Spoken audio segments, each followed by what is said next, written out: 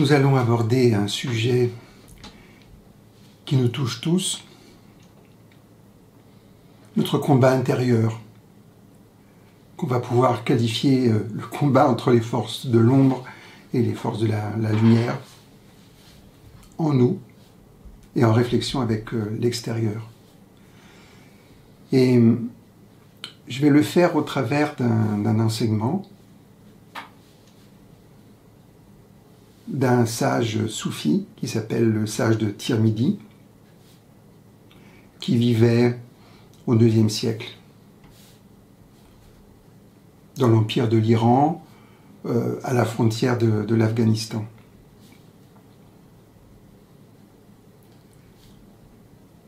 Il m'a beaucoup intéressé, car c'est un agnostique, mais surtout parce que pour lui, la finalité, c'est l'amour, et l'amour de Dieu. Ça lui a valu des ennuis d'ailleurs, parce que les juristes, les théologiens de l'époque trouvaient qu'il déviait la religion, parce qu'il parlait d'amour. Et ça, c'est une autre histoire. En même temps, il avait donc des élèves, et donc il les aidait autant que faire se peut. C'est un homme très ouvert, parce qu'à l'époque, cette région, qui est maintenant l'Ouzbékistan, était ouverte au christianisme, aux néoplatoniciens, aux bouddhistes. Donc il y avait vraiment, c'était un lieu de passage et de convergence. Alors évidemment, à cette époque, l'islam était dominante, mais très tolérante dans cette région.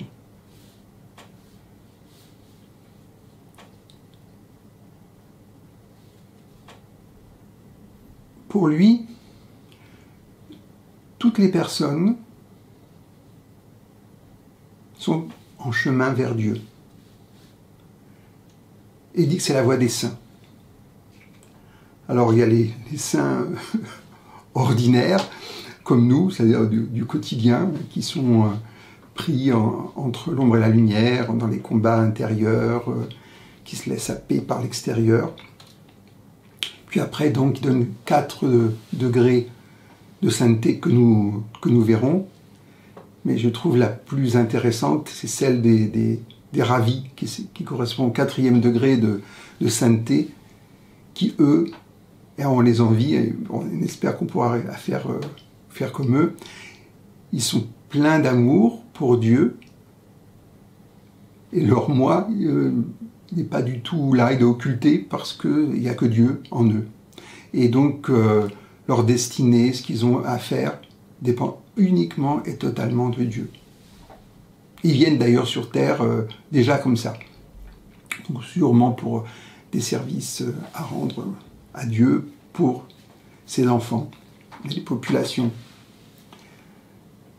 Bon, nous on n'en est pas là, on est à des niveaux de combat intérieur. Et on doit lutter surtout entre l'amour du moi et l'amour de Dieu. Et vous imaginez qui emporte souvent. Donc, alors, ce qui est intéressant aussi, c'est que ce que j'ai remarqué, c'est que dans les religions dites monothéistes, il y a toujours ces combats entre les forces du mal, les forces du bien, les forces de la lumière, les forces de l'ombre. On retrouve ça aussi en Inde avec le combat des Devas et des Asuras. C'est la même chose. Ça se passe à la fois dans la dimension cosmique, mais sur Terre, et ça a une incidence sur nous. Donc je vais aborder cette question aussi en temps voulu.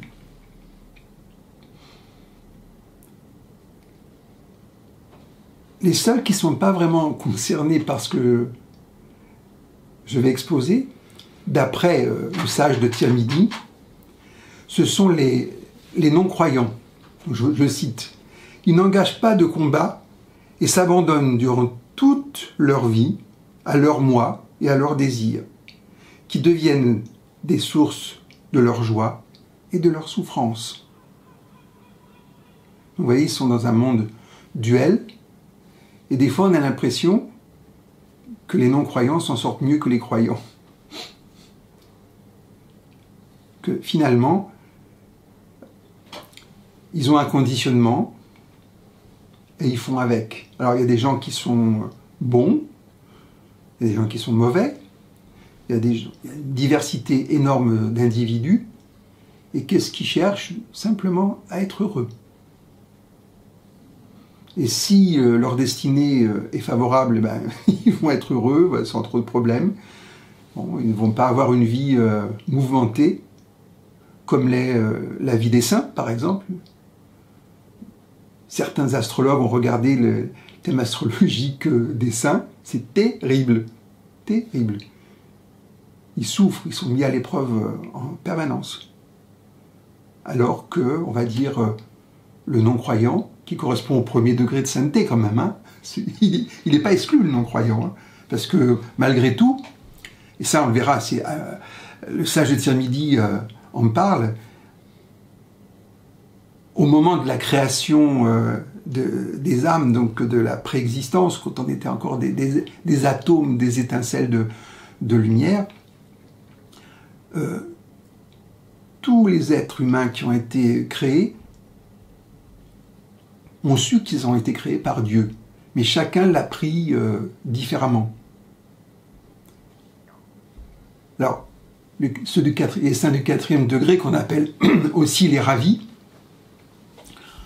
eux, carrément, ils ont reconnu Dieu avec amour. Et là, c'est l'autoroute. Il n'y a pas de problème, parce que c'est l'amour qui guide tout. Voilà, formidable. Et puis, il y a ceux qui ont, intégré ces choses-là, plus avec, on va dire, l'intellect, beaucoup plus froid, la raison. Et qui vont être dans aussi une posture plus duel. C'est-à-dire que, voilà, on va dire, ils croient en Dieu, mais ils sont très intéressés par leur vie, donc c'est toujours ce fameux combat dont on va parler entre les désirs, qui ne sont pas forcément négatifs, ces désirs, hein, mais entre leurs désirs, alors après leur passion, je préfère dire les tendances,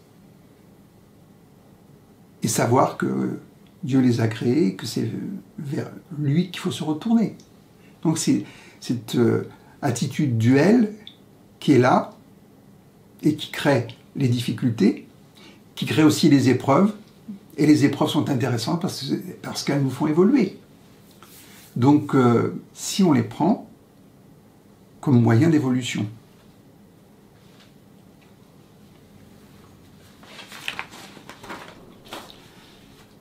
Donc, Al-Tirmidhi, Al-Tirmidhi, on l'appelle comme ça, le sage de Tirmidhi, donc on l'appelle aussi Al-Hakim, c'est le sage de Tirmidhi. Bon, voilà, ça sera le sage de Tirmidhi, c'est plus simple. Parle de ce combat des forces de lumière et de l'ombre dans l'homme, mais qui est aussi un combat qui se mène au niveau cosmique et qui se reflète sur Terre. Et c'est pour ça que cette représentation du divin en nous, elle est très très protégée, parce qu'elle est dans le cœur du cœur.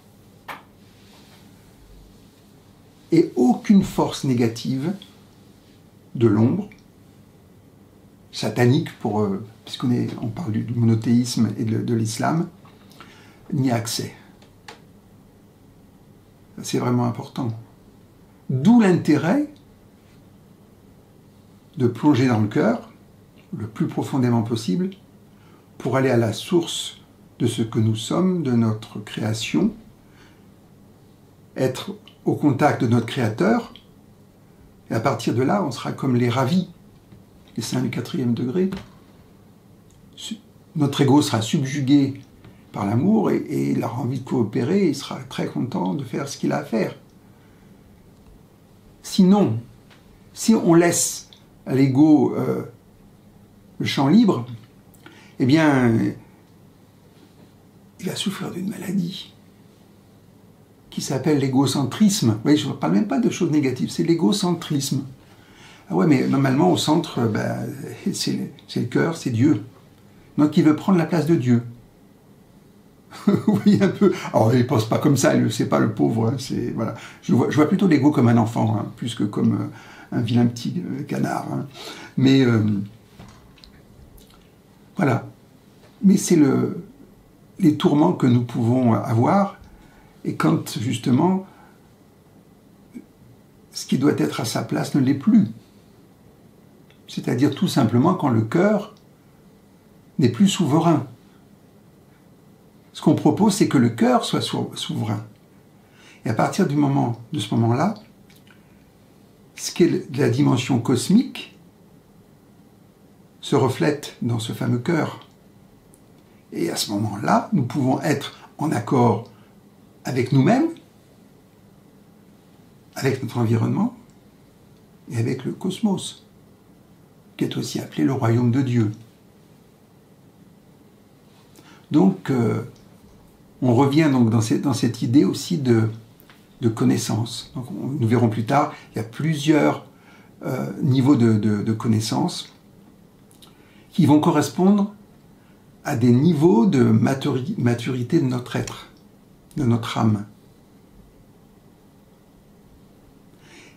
Et ce qui est intéressant aussi, c'est que, je crois que je vais en parler maintenant, parce que c'est une chose qui m'a vraiment turlupiné, c'est cette idée d'enfer et de paradis. Alors honnêtement, dès que j'entendais ça, j'écartais parce que voilà, je trouvais ça débile, hein, désolé, mais je ne pouvais pas imaginer qu'un Dieu d'amour crée un enfer. Et s'il n'y a pas d'enfer, il n'y a pas de paradis, en gros. Voilà. Mais bon, soyons raisonnables, toutes les religions parlent de l'enfer et du paradis, et même il y a 7 enfers et 7 paradis, pour vous dire, c'est pas rien. Et puis vraiment, il n'y a pas que les religions monothéistes, hein. Il y a aussi les religions de l'Asie, l'Asie centrale, mineure, on parle tous de ça. Donc il doit y avoir quelque chose. Mais quand même, je pars toujours de ce principe que Dieu est amour. Donc qu'est-ce que ça veut dire? Eh bien, en gros, il a créé ce monde, il a créé cet univers, et puis, on le verra plus tard comment il l'a fait, il y a des niveaux vibratoires, il y a des dimensions. Donc vous avez 7 dimensions dans la lumière, et 7 dimensions dans l'ombre. Plus c'est élevé, là, pour se rappeler de l'islam, plus c'est élevé, donc le 7e paradis correspond au trône, et la 14e, tout en bas, à l'enfer le plus noir qui existe. Mais ce sont des dimensions, des vibrations, qui correspond à ce que nous sommes, à nos besoins, à ce que nous alimentons. Et dans ces dimensions, on trouve des êtres de lumière, que j'appelais les frères de la lumière, et des êtres de l'ombre, que j'appelais les frères de l'ombre. Pourquoi je les appelle frères? Parce que tous contribuent et participent à la création du Seigneur et ont un rôle à jouer. Alors c'est sûr qu'on préfère penser aux anges qui sont les frères de lumière. Il y a d'autres formes d'esprit. C'est très vaste, c'est multiple, que plutôt de penser aux démons, voilà, à Satan. Là encore, une chose qui m'a jamais trop intéressé, c'est la notion de Satan et des démons. Jusqu'au moment où, j'avais eu accès à cette connaissance, que vous savez, quand les êtres humains prient, ils prient et demandent aux anges, ils demandent à Dieu d'exaucer leurs vœux, leurs désirs. Et puis quand le vœu et le désir ne sont pas très sains, pas très au point, l'ange de lumière qui lui obéit totalement à Dieu et aux lois cosmiques et aux lois universelles, il peut pas répondre directement. Donc qu'est-ce qu'il fait? Ben, il envoie le message, parce qu'il y a toujours une réponse à ce qu'on demande, toujours. Il envoie le message à la dimension correspondante. Vous voyez? À la vibration correspondante. Donc, si vous avez l'idée, oui, faites qu'un tel soit éliminé et tout, vous entendez un ange de lumière, il va pas répondre à votre vœu. Il dit, bon, alors là, moi, je peux pas répondre, alors, il doit y avoir un système un peu de courrier rapide, voilà, Internet cosmique, et puis, ça part au bon niveau. Et là, voilà, il y a un frère de l'oncle qui dit, tiens, j'ai du travail, là, il y a quelqu'un qui demande mon service.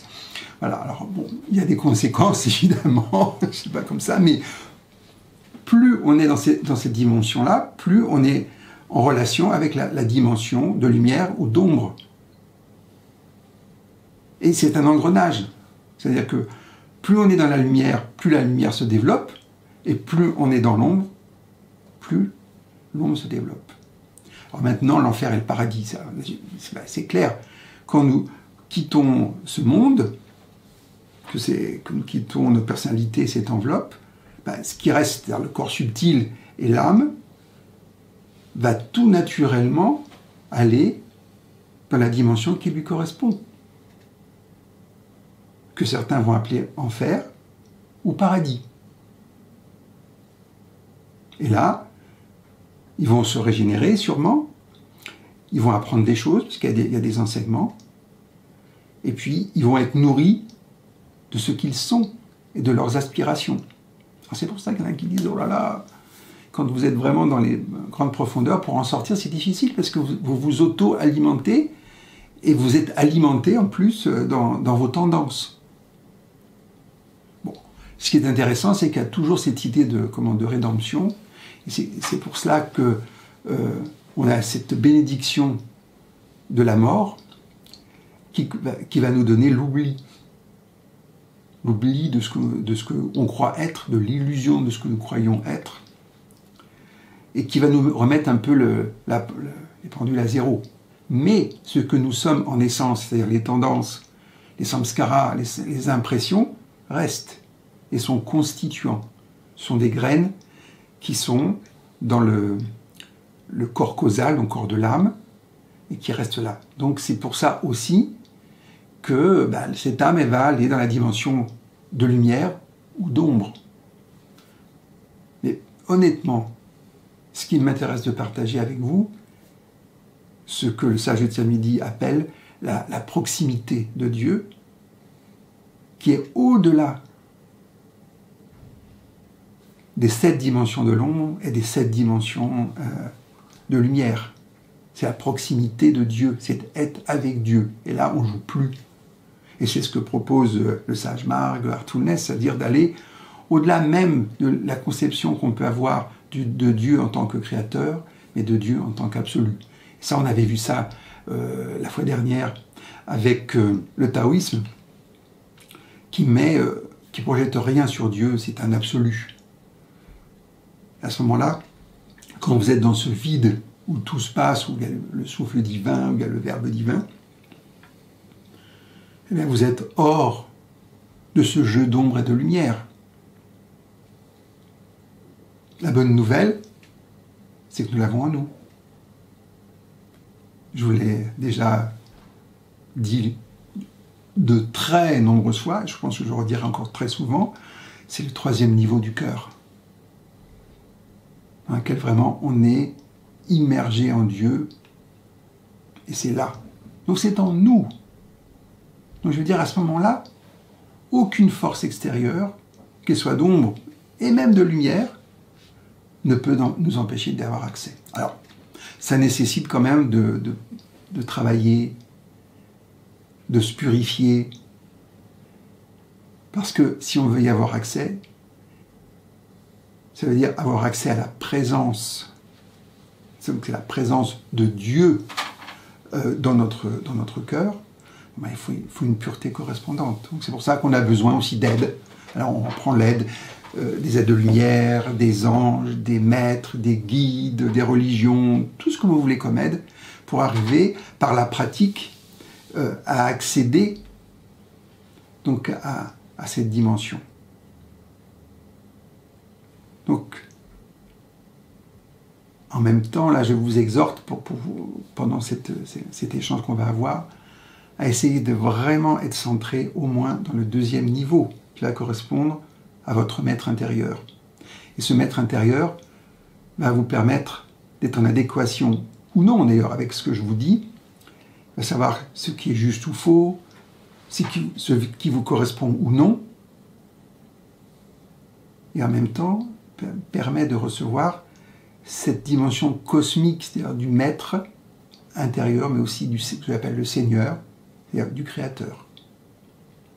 Et vous vous souvenez, on en avait parlé, il y a le début de l'entrée dans cette dimension, mais qui correspond aussi au début du combat avec l'ego. Vous savez, Babuji parlait donc des 11 cercles de l'ego, qui devient de plus en plus subtil. Et là, je pense à Satan, puisque là encore, ça fait partie des religions monothéistes, et le sage de Tirmidhi en parle aussi, donc je vais l'aborder. Mais j'oublie pas qu'à l'origine, c'était un des anges les plus proches de Dieu, qui s'appelait Lucifer, le porteur de lumière. Et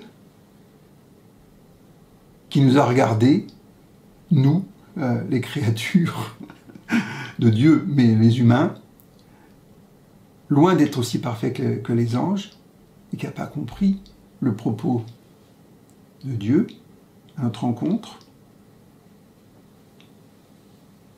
et qui, tout en reconnaissant lui aussi la fitra, il sait que Dieu est Dieu, mais il a pensé qu'il était meilleur que Dieu, comme d'ailleurs beaucoup d'êtres humains, il n'y a pas que lui. Et il a dit, non, mais Père, tu te trompes. Et je vais te le prouver.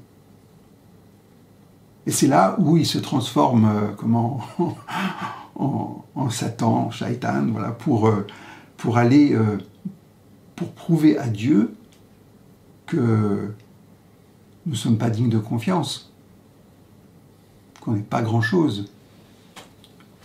Et donc Dieu dit, pourquoi pas ? Mon fils, tu vas servir à ce niveau-là, tu vas éprouver les êtres humains, et tu vas contribuer aussi à ta manière à leur évolution. Donc vous voyez, même ce fameux Satan, je ne l'exclus pas de ces fameuses 14 dimensions, et je suis persuadé qu'à la fin des temps, il sera réintégré totalement dans l'amour de Dieu, comme tout ce qui existe, comme chacun d'entre nous. C'est là où je suis entièrement en accord avec Al-Tirmidhi, quoi. Au final, il n'y a que l'amour de Dieu qui compte, il n'y a que l'amour. D'accord ? Après, bien, on vit, voilà, et on évolue, et on fait comme on peut. Donc cette bataille, elle a lieu à un niveau cosmique, et on connaît Saint Georges qui combat le dragon, et toutes ces choses-là, voilà, ces métaphores, et elles ont lieu aussi sur Terre. Donc, la Terre est un lieu extraordinaire d'évolution, de transformation, mais ça ne se fait pas tranquillement, en général. Ça se fait avec moult combats entre l'ombre et la lumière en nous. Et c'est pour ça que j'ai été intéressé de vous passer la médecine chinoise et le taoïsme, qui montrent l'effet que ça a en nous, sur nous, et même à un niveau pathologique, au niveau de nos organes. Donc ce combat, il se fait principalement, suivant le soufisme, au niveau de la poitrine, qui est le lieu premier de l'âme charnelle, de l'âme vitale, et pour nous l'ego, on va dire, c'est l'ego. C'est là que ça va se bagarrer en premier. Et la source des passions et des désirs est au niveau du ventre. On avait vu la dernière fois la dialectique du trouble et du clair. Donc, sans jugement. C'est du yin-yang. Mais il faut savoir qui commande. La fois dernière, c'était Shen, le cœur, pour les taoïstes et les Chinois. Et c'est la même chose pour nous. Est-ce qu'il est en mesure de commander? Est-ce que le maître du cœur, qui est la poitrine, fait bien son travail, à la fois de protéger le cœur et de filtrer tout ce qui entre et qui sort? Est-ce que les organes font bien leur travail? Est-ce que c'est harmonieux? Vous voyez? Alors c'est une façon de voir. Mais ce qui est intéressant, et ça vraiment il faut se le mettre en tête, c'est que les forces du mal, donc Satan, ne peut pas avoir accès au cœur, à la lumière du cœur. Et ça rejoint ce que l'on dit dans le yoga, et qui est appelé Atman. Atman est absolu, ne bouge pas. Donc c'est la troisième profondeur.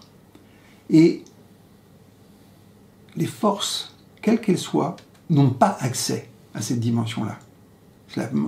C'est la dimension divine en nous.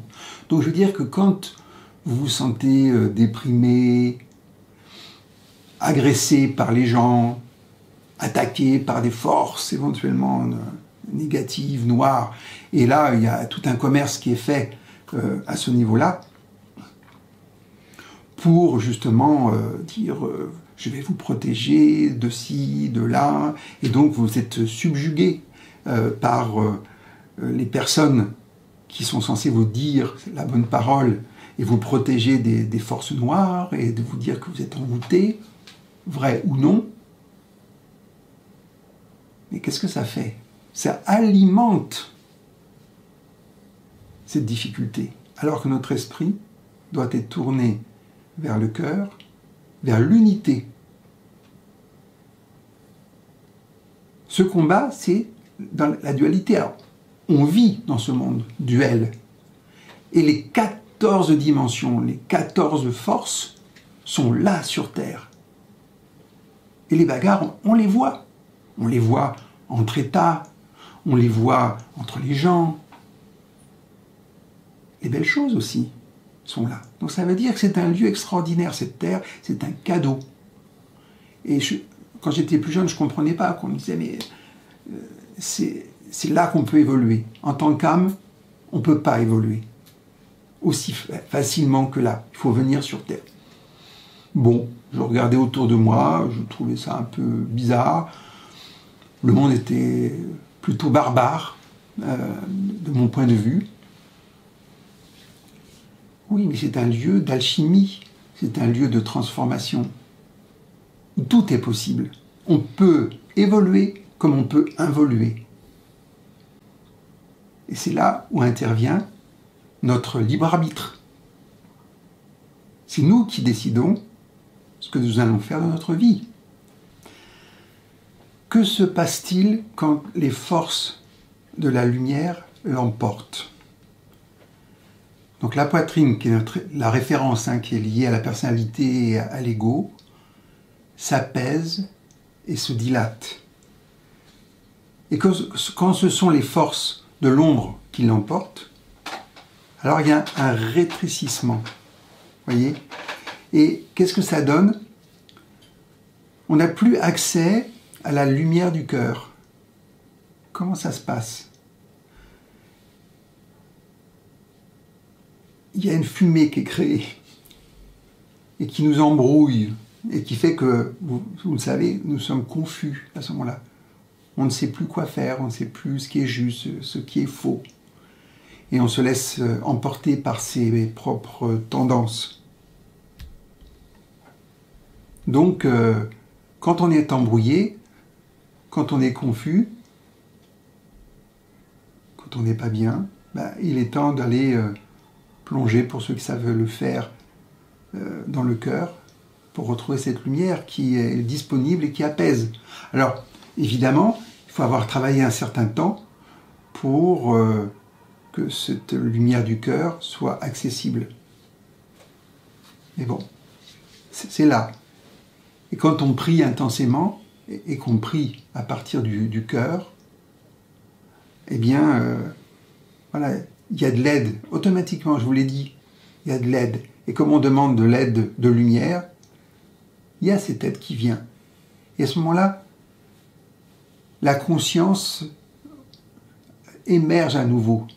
Et le voile, si ce n'est pas définitif, mais pour un moment donné, est levé, et on a des éclairs. On sait quoi faire, on sait où aller.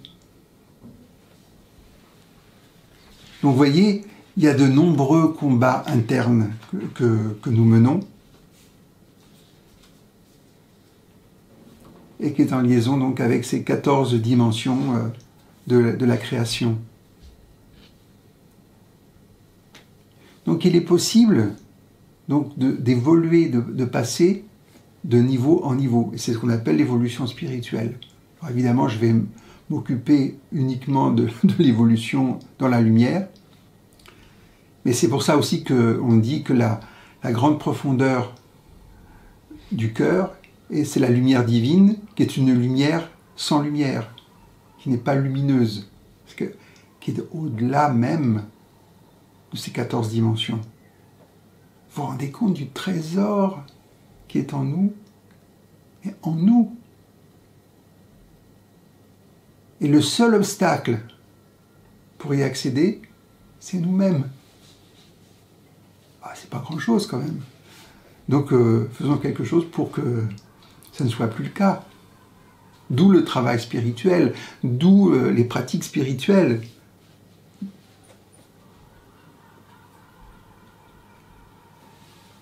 Après, la difficulté que nous avons, c'est on ne sait pas ce qu'on fait sur Terre. On ne connaît pas l'objectif de notre incarnation. Déjà, un niveau simple, c'est d'avoir une vie unitaire. On l'avait déjà mentionné, c'est-à-dire de vivre à partir de la dimension cosmique qui est unitaire dans ce monde de la dualité. Donc ça, on peut le faire, on peut y arriver. Puis, quand on accède à cette dimension, qui est le deuxième niveau, la deuxième dimension du cœur, automatiquement, il y a une aspiration qui se crée vers Dieu, vers le divin, et on a envie de s'unir à Dieu. C'est ça, l'union à Dieu ou l'union au soi, hein, pour les yogis. Donc il y a encore un travail qui doit s'opérer et des combats à mener entre, mais non, c'est moi qui vis, je ne vais pas laisser ma place, etc. Et puis après, de plus en plus subtil. Et donc, une fois que nous avons fait, avec son aide, l'union avec Dieu, nous sommes directement connectés donc au Créateur qui va guider nos vies, qui va nous dire ce qui est à faire, ce qui n'est pas à faire. Et pour rappel, il y a cette polémique entre ce Dieu créateur et ce Dieu absolu qui pour moi n'existe pas. Parce que l'accès au Dieu créateur, avec toutes ses qualités, tout ce à quoi il correspond, c'est la porte d'entrée pour moi dans le Dieu absolu. Une fois qu'on s'est abandonné à lui et qu'on est en lui, il nous amène là où il veut. Et si nous devons découvrir et vivre cette dimension absolue de Dieu, eh ben, ça aura lieu. Il n'y a pas de doute. Mais s'il décide que c'est autrement, ben c'est autrement. Alors qu'actuellement, le meilleur qu'on puisse espérer, c'est d'avoir une vie, on va dire, tripartite. C'est-à-dire être dans l'unité et l'harmonie et l'équilibre au niveau de notre personnalité, de notre incarnation, d'être dans l'unité dans notre dimension cosmique, en liaison avec et en correspondance avec toutes les lois divines et spirituelles, Et puis, si Dieu le veut, voilà, et ce qu'on appelle, dans le Sage Marg, être dans un état d'entité spirituelle, c'est-à-dire où il n'y a plus d'ego. L'identité n'est plus nécessaire. Alors, elle est présente s'il y a besoin qu'elle soit utilisée, ou alors l'âme est totalement aspirée et se confond avec Dieu. Presque, on pourrait dire qu'elle n'existe plus. Et pourtant, elle existe. Ça, c'est mystérieux. Bon, je pense qu'on le vivra directement et on comprendra à ce moment-là. Pour l'instant, cheminons. Donc, là encore, vous voyez, c'est 14 dimensions, c'est 2 fois 7, et on a 7 chakras constitutionnels, donc qui sont aussi en liaison, en résonance avec les dimensions cosmiques et divines. Vous vous souvenez, quand nous avions regardé le cœur dans tous ses états, chaque chakra du cœur, donc sous-chakra du cœur, avait 3 niveaux. Un niveau personnel, de la personnalité, un niveau spirituel et un niveau divin. Il y a toujours le divin, il y a toujours cette essence divine en toute chose. Donc ça veut dire que chacun de ces 7 chakras qui nous constituent est en correspondance et va pouvoir nous aider. Pour cela, il va falloir à nouveau l'ajuster, l'équilibrer, le purifier, l'illuminer. Et c'est pour ça que dans le Heartfulness, nous avons ce travail sur les 5 points du cœur qui nous facilite le travail.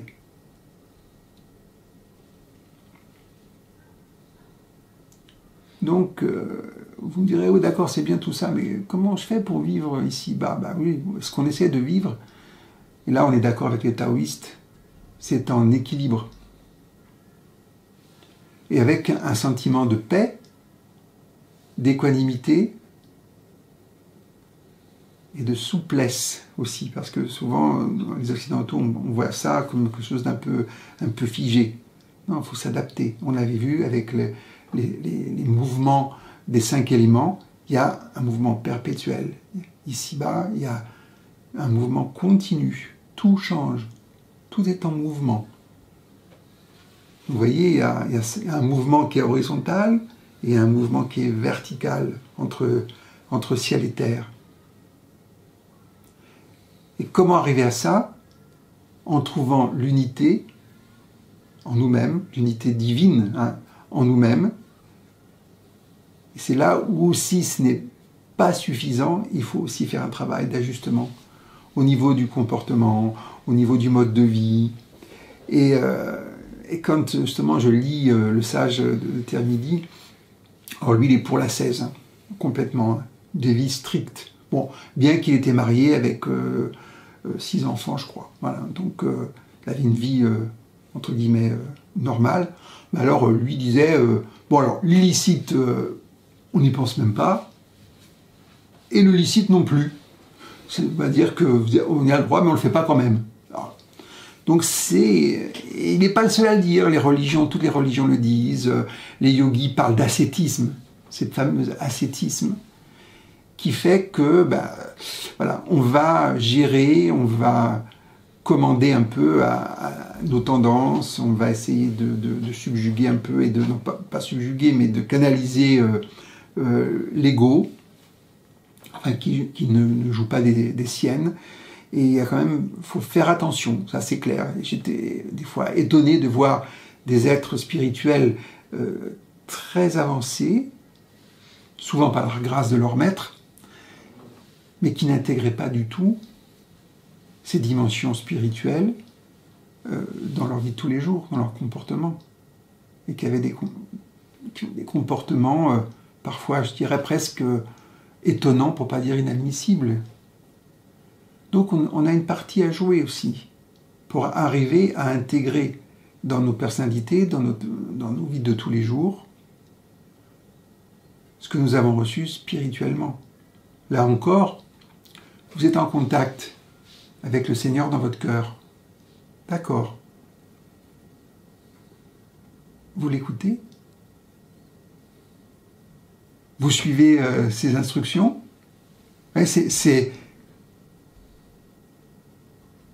question qu'on doit se poser. C'est pour ça qu'il est dit que dans chacun de ces niveaux, on a des oreilles et des yeux. Ce que moi j'ai traduit par la clairvision, la clairaudience. Et ce qui aboutit à quoi? Qui aboutit à un savoir, à une connaissance. Donc ça c'est la clairscience. On sait ce qui est juste, ce qui n'est pas. Ça c'est le premier niveau du cœur. Et le deuxième niveau, on a la connaissance, si on s'ouvre, directe de ce qui est, de ce qui est nécessaire. Ah oui, mais là, il faut le percevoir. Et après, il faut bien vouloir écouter et suivre cela. Donc il faut que la personne ait envie de coopérer avec Dieu. Et vous savez, à chaque fois, c'est cette loi terrible et extraordinaire du libre choix que nous avons, du libre arbitre. Dieu nous a laissés libres, totalement libres.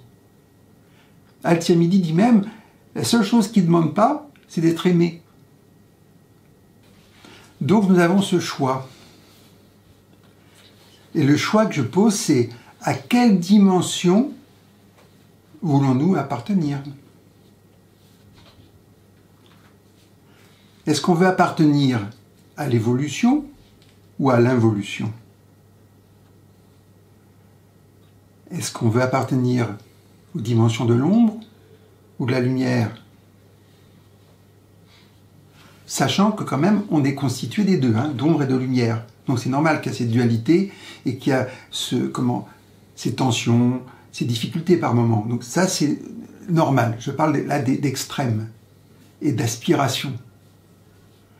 Et après, on a le choix de travailler sur nous ou pas. De travailler avec les frères de la lumière ou les frères de l'ombre. Donc il y a quand même là une forme de combat avec soi-même, qui est aussi le combat de ce qui se passe, de ce qu'on voit autour de nous. Parce que des fois, on peut se demander si l'être humain est humain, si c'est pas l'animal humain qui domine ici, parce que quand même, vu d'un point de vue, je dirais, avec un peu de recul, l'humain était quand même un prédateur qui est le premier dans la chaîne des prédateurs. On a tendance à tout détruire quand même dans la nature. Je ne sais pas combien d'espèces nous avons contribué à détruire. Donc il y a cet aspect-là qui existe et qui correspond à la partie un peu sombre de l'être. Et voilà, de ce côté pillard qu'on a par rapport aux forces naturelles. Et puis même entre nous, c'est pas toujours très très gentil. Mais aussi on peut regarder, donc ça c'est dans les yeux de l'ombre aussi qui regardent. Ou alors ceux de la lumière. Et de voir qu'on est quand même des êtres de lumière, extraordinaires, inventifs, l'avant, qui contribuent à beaucoup de choses, qui peut être même co-créatrice avec Dieu. Donc, qu'est-ce qui se passe aussi avec ces forces de l'ombre? C'est intéressant de voir qu'est-ce qui se passe. Donc, on sait qu'elles ne peuvent pas avoir accès à la réalité de notre cœur. Mais par contre, elles ont une grosse influence sur l'âme charnelle, sur l'ego, à partir de la poitrine. C'est-à-dire que, en général, ça je l'ai vu, c'est très intéressant de voir que toutes les forces négatives travaillent indirectement, par ruse. Vous savez, on dit de Satan, du diable, c'est le malin. Et il fait passer des contrats comme ça, voilà, en faisant croire que, et puis c'est autre chose, vous voyez. C'est un bon commercial. Donc il y a une nécessité d'accéder à la science du cœur, à la conscience que cela donne. Et là, il faut commencer avec soi-même. Donc on reprend cette idée d'être dans sa verticale, c'est-à-dire entre ciel et terre, centré sur le cœur, si possible dans une certaine profondeur du cœur. Et la conscience va correspondre à cet observateur qui est là, et qui est au moins à 180 degrés, dans l'axe, centré en profondeur, et qui va regarder objectivement à travers les yeux du cœur, et qui va écouter à travers les oreilles du cœur, ce qu'est notre réalité. Qu'est-ce qui se passe? C'est pour ça que quand nous méditons, par exemple, on peut voir où en sont les voiles de la poitrine. Ce qui obscurcit les impressions, ce qu'on appelle les samskaras qui sont là. Donc fermez les yeux tout doucement et commencez à regarder globalement si vous avez accès facilement à la lumière de votre cœur. Si cette lumière rayonne dans toute votre poitrine,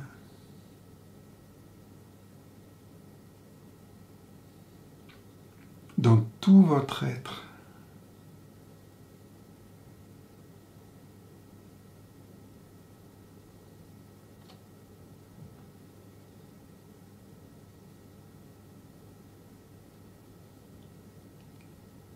maintenant, vous allez faire un petit effort de concentration. Est-ce que votre attention est attirée par une partie de votre poitrine?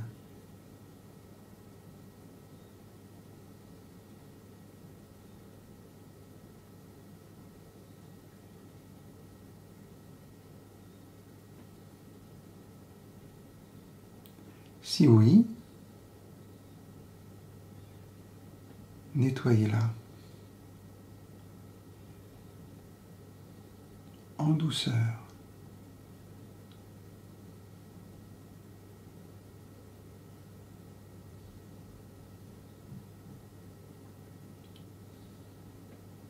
Jusqu'à ce que la lumière du cœur soit à nouveau présente.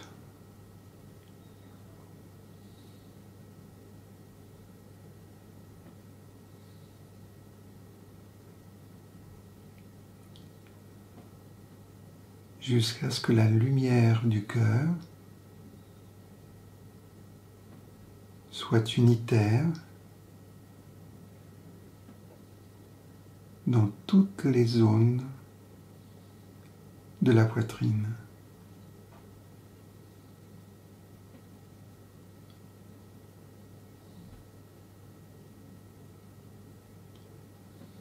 Quand cela est fait, laissez-vous absorber par la lumière divine dans votre cœur. Plongez en elle.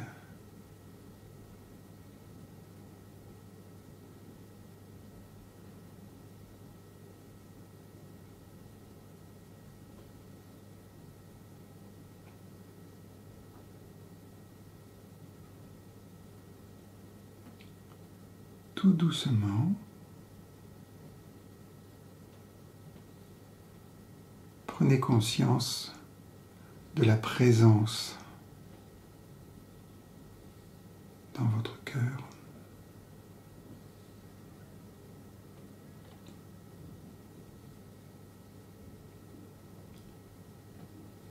Ouvrez les yeux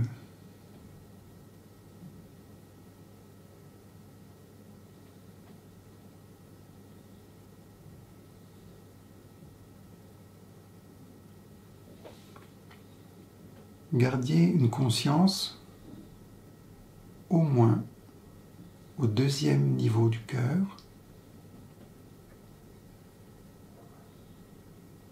qui est celui qui nous met directement en lien avec la connaissance.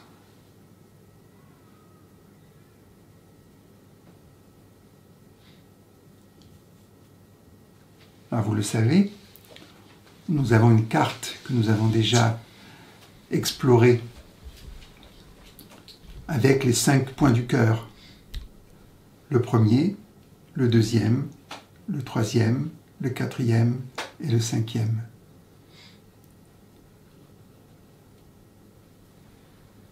Donc vous allez faire un flashback et vous vous souvenez de l'endroit où vous avez vu cette partie d'ombre, de voile. Alors, est-ce que ça couvrait l'ensemble? Est-ce que ça couvrait la partie 1, 2, 3, 4, 5? Vous voyez, la connaissance, elle part comme ça, à partir d'une expérience et d'une constatation. Et seulement après, on va y mettre une connaissance. D'accord? Et cette connaissance, après, va nous permettre d'évaluer au niveau du point. Là, on l'a vu encore dans la dernière vidéo faite sur le cœur dans tous ses états. Est-ce que ça va toucher la personnalité? Est-ce que je suis par exemple dans le point 1 au niveau du contentement, point 2 dans la paix, etc. Est-ce qu'il y a des choses dans ma vie, dans mon comportement qui émergent? Vous voyez, c'est ça qui est intéressant de voir aussi. Mais vous voyez, la raison et l'intelligence viennent dans un deuxième temps. À ce moment-là, c'est du savoir. Ce qui est intéressant, c'est de laisser jaillir et monter pour que la chose vienne comme une intuition, comme une révélation. Et seulement après, on peut éventuellement étudier. Étudier pourquoi? Simplement pour s'ajuster, pour voir ce qui gêne, pour voir ce qui doit être nettoyé, ça nous l'avons fait. Mais les tendances égotiques, on ne peut pas les nettoyer. On peut simplement les observer et s'ajuster par rapport à elles. Donc, prendre conscience, et une conscience objective. Alors, on peut refaire la même chose tranquillement si on le sent, mais je vous l'indique juste pour avoir encore plus de précision. Vous voyez, au niveau du point 1, du premier chakra du cœur, qui est celui de la terre, vous avez le point A, le point B, le point C, le point D. Donc, par exemple, si vous prenez conscience d'un comportement ou d'une chose qui ne va pas, est-ce que vous culpabilisez? Point D. Est-ce que vous êtes sans arrêt en train de dire « oui, ça j'aime, j'aime pas, j'en veux pas, c'est ça, c'est pas bien, c'est bien ». Point C. Est-ce que je suis mené par mes désirs, mes obsessions? Et on avait dit, hein, pas que sexuel, mais tout ce qui est obsession et qui ne permet pas d'accéder à la lumière du cœur, c'est le point B. Quand il est nettoyé, vous savez, on peut le nettoyer par le devant pendant quelques minutes. Mais le signe qu'il est bien nettoyé, c'est que la lumière de l'âme vient, donc à nouveau, c'est la lumière du cœur. Alors, il faut savoir que quand on travaille globalement, et on n'a pas besoin de se soucier de ça. Mais là, on est dans une recherche de connaissance, voyez. Pareil, le point A. Comment est-ce que je regarde les autres? Comment je regarde le monde? Est-ce que je vous disais tout à l'heure, ah non, le monde, non, il y a ci, il y a les GAFA, il y a les États, il y a ci, terrible, il y a des complots de partout. Après, les forces de l'ombre et du diable sont là. Ça, oui, alors ben, voilà, on vit dans ce monde-là. Alors, mais non, mais ce n'est pas comme la présence de Dieu qui est là. Ah, mais c'est beau, regardez. Ah, il y a ce coronavirus, mais ah oui, mais il invite à l'intériorisation. Oui, alors, on dit, mais non, ça nous enferme, ça nous rend malade, etc. voyez, donc, comment est-ce que nous voyons les choses, comment nous voyons la vie? Pour certains, ça va être des épreuves difficiles, mais qui vont pouvoir transcender, dépasser. Et pour d'autres, ce sont des opportunités. À chaque fois, oh, non mais ça c'est Dieu qui me l'envoie. Ah oui, qu'est-ce que je peux en tirer? Qu'est-ce que je peux faire à partir de cela? Quelle transformation s'opère? Et c'est là où on rentre dans une compréhension de notre vie, savoir de quoi voulons-nous être le miroir? Un miroir du divin ou un miroir de ce monde?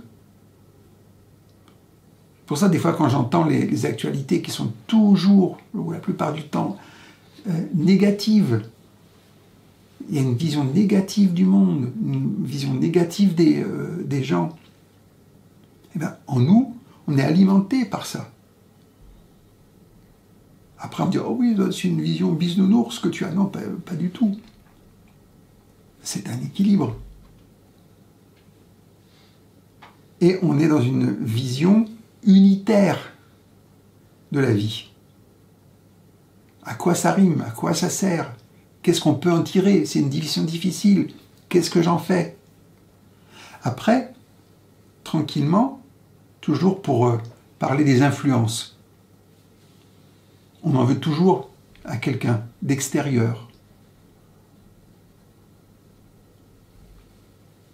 On en veut à Satan aussi et à ses collègues, les démons. Ça revient à peu près à la même chose. Donc, se poser la question en soi, qu'est-ce qui m'influence? Est-ce que c'est le divin ou est-ce que c'est mon ego? Et vous savez, l'ego, donc la notion de poitrine, répond aussi aux sollicitations extérieures. Et une des caractéristiques de l'ego, c'est de vouloir l'attention, qu'elle soit positive ou négative. Donc plus on le nourrit, plus il est content, en tant que petit enfant, on va dire. Il a besoin d'attention. Il veut qu'on s'occupe de lui. Il veut être le centre de la vie. Ah oui, mais sauf que le centre, normalement, il doit être à la lumière et au divin. Donc après, on se pose des questions. Qui m'influence? Et de qui je voudrais avoir l'influence aussi? D'hommes sages, de femmes sages, de maîtres spirituels, de guides spirituels, des saintes écritures, des écrits des sages, des mystiques,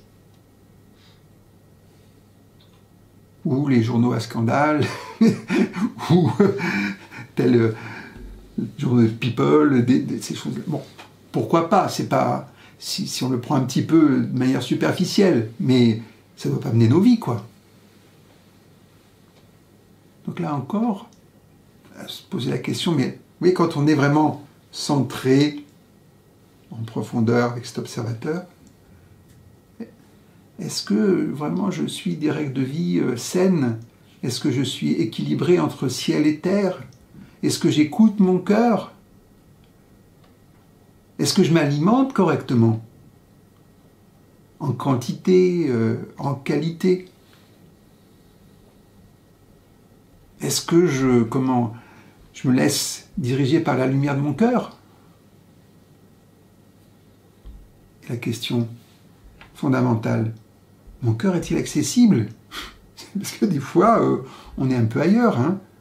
Même quand on a la conscience du cœur. À ce moment-là, y a-t-il des voiles qui m'empêchent d'y accéder? Quelle est la nature de ces voiles?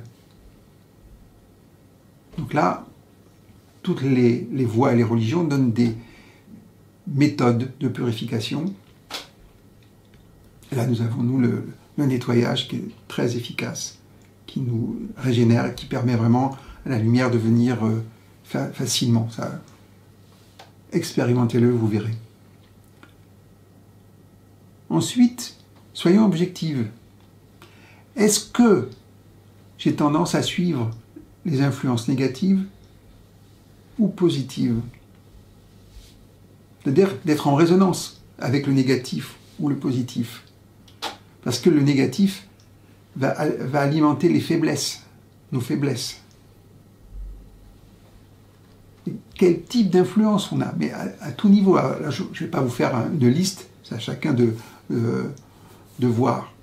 Donc, qu'est-ce qu'il faut faire? Alors, tranquillement, hein, une fois qu'on a fait ça, à partir du cœur, eh bien voilà, il faut s'ajuster. Et si on fait des fautes, comme le dit la 10e maxime, ou même la religion, se repentir le soir et dire demain, je ferai mieux. Mais réellement, le repentir, c'est quelque chose de sincère, parce qu'il y a une prise de conscience. C'est pas dire, oh non, je ne le referai plus comme un petit enfant. Non, c'est, waouh, je vis ça, ça me pourrit ma vie, ça me gêne, ben non, j'en veux pas. Ou j'ai eu tel comportement avec telle personne, ben non, j'ai pas envie, c'est pas moi ça, c'est pas juste. Alors, si avec une personne on peut rectifier, soit directement, soit intérieurement. Ça c'est important. Mais c'est pas, vous voyez, c'est pas la liste. Voilà, la confession, par exemple, c'était une bonne idée. Mais qu'en font les gens? À quoi ça rime? À quoi ça sert?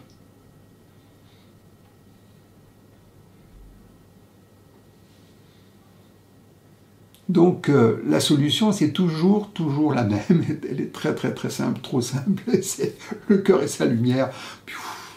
Voilà. Et on lui laisse libre champ, et on fait en sorte que cette lumière envahisse tout notre être intérieur, et on peut que espérer et souhaiter qu'on soit un peu comme ces ravis, ces saints du 4e degré, qui sont tellement dans l'amour de Dieu que le moi, on ne sait même pas où il est. On le cherche, mais il n'est pas là, alors on se rend compte qu'il est là quand il y a quelque chose à faire, quoi. Mais voilà, et là c'est intéressant. Donc vous voyez, la solution, elle est tellement simple, c'est l'amour et la lumière. Qui est là, en plus, et qui demande juste qu'à émerger et à se développer, si nous le voulons bien. Donc encore un petit exercice juste comme ça. Donc on est déjà dans notre cœur, on est bien centré, et c'est là où on peut observer, est-ce que habituellement je suis plutôt dans ce fameux cœur ou dans l'égocentrisme? Et à ce moment-là, tranquillement, avec bienveillance, regardez son égocentrisme, les avantages que nous espérons tirer,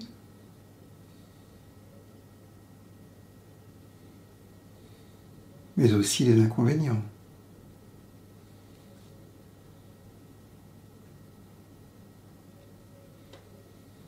Alors vous voyez, les forces de l'ombre, elles ne sont qu'extérieures. Il faut être convaincu que rien ne peut nous atteindre quand on est en Dieu. Satan lui-même ne peut pas pénétrer la lumière du cœur. Il peut juste accéder, et indirectement, à l'âme charnelle, donc à la poitrine, au maître du cœur des Chinois. Donc, il y a une notion qui est importante, qu'on avait vue avec les orthodoxes, c'est la garde du cœur. Si vous gardez le cœur par l'extérieur, c'est un gros travail. C'est là où Altier Midi a raison, ça demande de l'ascétisme, d'une rigueur, une disciple. Il faut être un disciple, c'est discipliné. Il faut une grosse discipline. Mais si la garde du cœur vient de l'intérieur, en gros que c'est le Seigneur qui garde votre cœur, que vous lui laissez, c'est beaucoup plus simple. C'est plus doux. Donc à nous de choisir ce que nous voulons. Donc effectivement, ben, on est les deux, c'est-à-dire qu'on n'arrive pas à rester tout le temps dans la profondeur, donc il y a des luttes qui ont lieu, et elles sont naturelles. Par contre, il faut coopérer. C'est pour ça qu'il faut être discipliné, bien faire régulièrement sa pratique, donc avoir une certaine obéissance, voilà, par rapport aux règles spirituelles et religieuses que nous a inculquées. Et la meilleure façon d'être à distance de l'âme charnelle, c'est d'être vraiment dans l'amour, mais aussi dans l'humilité et l'abandon. À partir de là, les forces dites de l'ombre ou démoniaques, elles n'ont aucune prise. Et l'âme spirituelle est totalement libre. Alors vous voyez, quand on dit que Dieu est simple et que les moyens pour l'atteindre doivent être simples, c'est-à-dire que dès qu'on lui laisse la place, les choses se font simplement et naturellement. Dès qu'on compte sur nos propres ressources, mais des fois il faut le faire aussi avec nos propres ressources, ça devient plus difficile. Pourquoi est-ce qu'on a besoin d'une pratique régulière? Parce qu'on n'est pas tout le temps en Dieu. À partir du moment où vous êtes tout le temps en Dieu, parce que c'est le but de la pratique, c'est plus nécessaire. Ah oui, mais bon, pour que Dieu soit là, il faut être dans un niveau de pureté. C'est ce qu'on dit. Quelle différence il y a entre nous et les saints? Ce sont des degrés de pureté de l'amour. Donc, il faut travailler sur la pureté. Donc, c'est une question de préparation. Alors, c'est pour ça que les mystiques et les dévots, ils ont beaucoup de chance, parce que, voilà, ils se préparent, ils préparent leur cœur, comme Thérèse d'Avila, par exemple, pour accueillir le Seigneur. Alors, et des fois, carrément, il y a eu le Seigneur Jésus-Christ qui est venu, et elle a dit « Oh, si j'avais su qu'un si grand Seigneur soit venu, j'aurais pris garde de préparer cette maison, cette demeure. » Donc, voyez, donc si vous faites du nettoyage juste parce que pour retirer les impressions, les samskaras, pour pouvoir être bien, être en pleine forme, et que la vie ça aille mieux, c'est une chose. Mais si vous préparez votre cœur, que vous le purifiez, vous l'éliminez, vous savez, quand on va recevoir quelqu'un le bien-aimé, quoi, quelqu'un qu'on a envie de... On met les petits plats dans les grands, on fait tout ce qu'il faut. Donc, nous, les petits plats dans les grands, c'est le vide, c'est la lumière. Mais voilà, et pour qu'il puisse être chez lui, qu'il soit bien. Et on n'a qu'une envie, c'est qu'il reste éternellement, en permanence dans notre cœur. À ce moment-là, à quoi sert la pratique? Qui était juste une préparation de ce fameux cœur et de notre personne. Donc, vous voyez, donc, bon, après, soyons réalistes, il y a les préconisations que nous faisons dans le Raja Yoga, et qui est une éducation, parce que, bon, il faut apprendre à méditer pour arriver à avoir un équilibre et de la modération. Donc, la méditation du cœur sert à ça. Bon, après, ce qui est beau, c'est que grâce à la transmission et à l'initiation dont nous avons déjà parlé, à cette connexion avec la grande profondeur et cette alimentation par l'intérieur de notre cœur et de notre être, et en même temps ce nettoyage de l'extérieur. Donc il y a deux mouvements, de l'intérieur vers l'extérieur et de l'extérieur vers l'intérieur, pour arriver à un moment donné justement à libérer notre maître intérieur, et pour que la garde du cœur soit beaucoup plus facile. Bon, ça demande du travail, surtout au début. Alors, comme disait mon maître, ça prend, c'est pas grave, ça prend que 7 ou 8 ans pour quelqu'un qui fait ça intensément.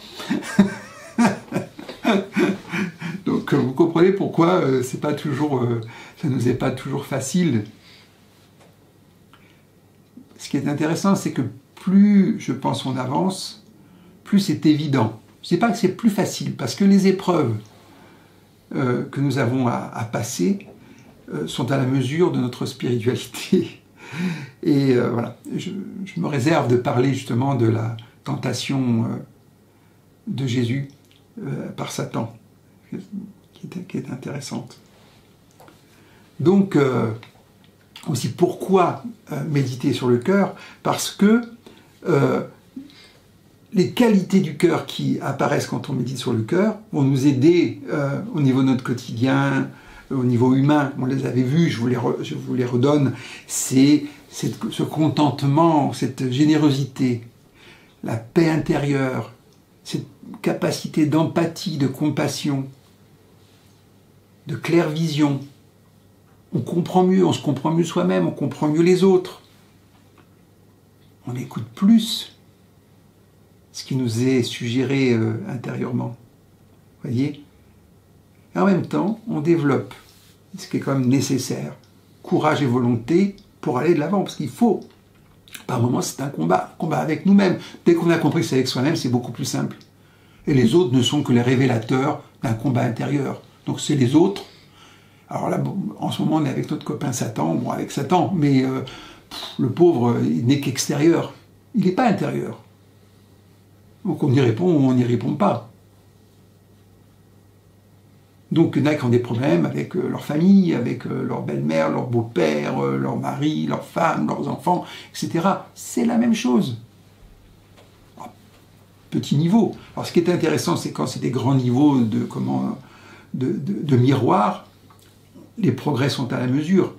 C'est pour ça que c'est bien fait et que les grands saints ont leurs grandes épreuves, leurs grandes difficultés, ils font face à leurs démons intérieurs que quand ils sont avancés, quand ils ont un niveau plus adulte.